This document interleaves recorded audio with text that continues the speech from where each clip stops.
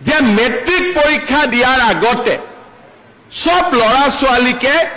অলপ অলপ মাষ্টৰ এটাই চাই দিলে ভাল হয় তেতিয়া ল'ৰা ছোৱালীয়ে ভাল ৰিজাল্ট কৰিব পাৰে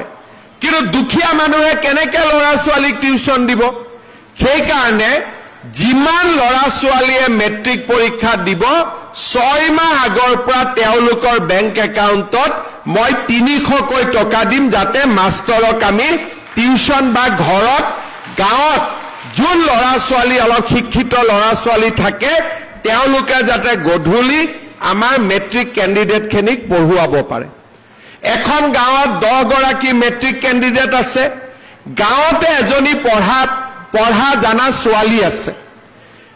মেট্ৰিক কেণ্ডিডেটটো বেংক একাউণ্টত মই 300 টকা দিম 10 গৰাকী ছোৱালী লৰাই লগ লাগি 3 × 10 3000 হ'ল